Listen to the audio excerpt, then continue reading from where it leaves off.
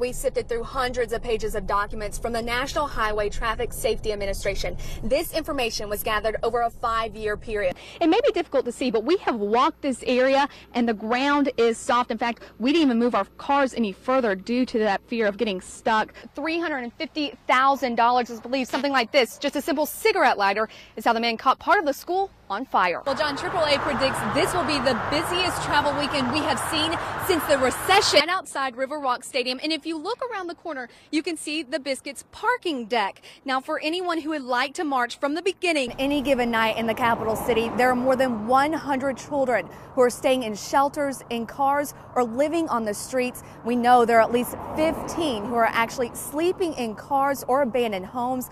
Although it seems high, some experts believe that number will only continue to climb. Investigators say Christopher Joyner forced his way into the home, and if you look behind me, you can see wood now replaces glass on a front window. We're told Joyner broke that window and climbed through it to get inside. Once in the home, he opened fire. Investigators tell us the 45-year-old used multiple guns to kill his wife, 43-year-old Mary Alice Joyner, and 33-year-old Jeffrey Swisher, a family friend. Swisher's mother, 74-year-old Alice Swisher, was hiding in a closet and was injured in the shooting. She is in a local hospital and is listed in guarded condition. Officials say it was a gruesome scene. You don't get used to it, but some can deal with it better than others. It's not something you want to go in or look at, I can tell you that. Even in y'all's situation, if you had a top story, you would not want to walk in on that crime scene. I can tell you that.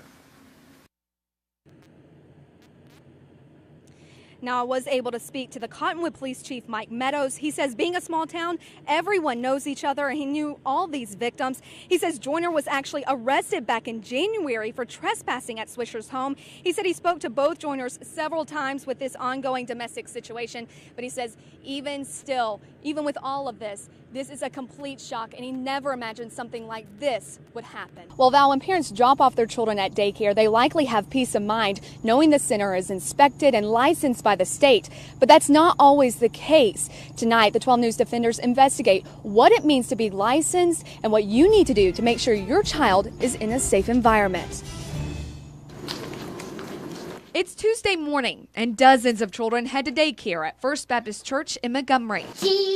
The program has been in existence for over a decade, and leaders say they strive to surpass parents, children, and the state's expectations, which isn't easy. Take a look at the minimum requirements by the Alabama Department of Human Resources, and notice they are lengthy. Licensed centers are inspected annually to make sure they meet the standards. Trained professionals inspect all areas of child care, including safety, health, and even discipline. Licensed centers must also have a certain child-to-teacher ratio, and teachers must have criminal background checks.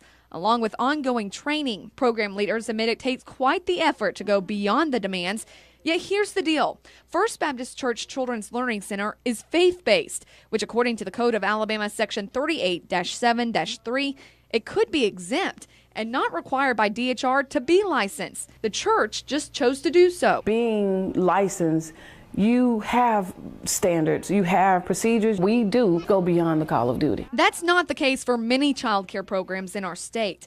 DHR reports there are close to 2,000 daycare centers, and nearly half are exempt, averaging between 800 to 900 centers able to operate without inspection or any regulation.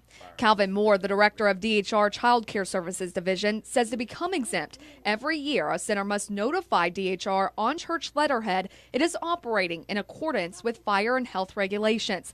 It also must have on file complete medical history and immunization records for all children, ensure staff background checks, as well as notify all parents it's not a licensed center.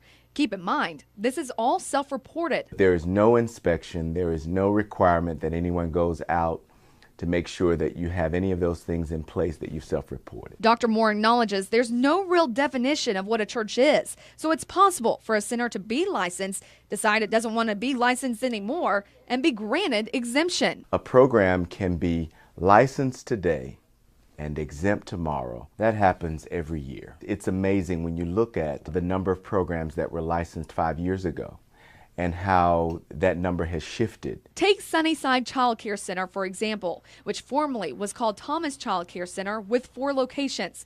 According to state records, those centers had 14 violations when they were licensed, including a low staff-to-child ratio, child left in vehicle, unqualified staff, children left unsupervised, and an unclean center. In 2010, 2 of the centers voluntarily closed and 2 had their licenses suspended. DHR officials say the daycare company quickly filed for exemption status after surrendering its licenses and now is no longer regulated by the state. Less than 5 years later, records show all 4 centers are listed as exempt. Fast forward to summer of this year, and you may recall at 2 of the centers, 86 children fell ill due to a bacteria outbreak. Moore says it's hard to say whether or not it would have been prevented if the centers were licensed, but he has his suspicions. Without that kind of inspection, children's lives are at stake. According to Joe Hubbard, an attorney representing many parents and children in lawsuits against Sunnyside, his clients were never made aware the center was exempt from DHR regulation or oversight. He says to the contrary, the owner told his clients the daycare never had any problems with DHR. Changes are coming to daycare regulations. By 2017, federal law will require the state to monitor and inspect exempt centers which serve low-income families who receive subsidies. That's about half of the exempt centers, which will still leave at least 400 centers in Alabama unlicensed, allowing for the loophole to continue. Every child deserves to go to daycare in a licensed facility. We all need to remember the big picture. At the end of the day, it's all about them. But at the end of the day, they are the future. So what can you do to make sure your child is safe at daycare? Here's some tips from the Alabama Partnership for Children. Ask to see your daycare's current DHR license. Ask if all staff have had criminal background checks. Find out how the children are disciplined and check the ratio of staff to children.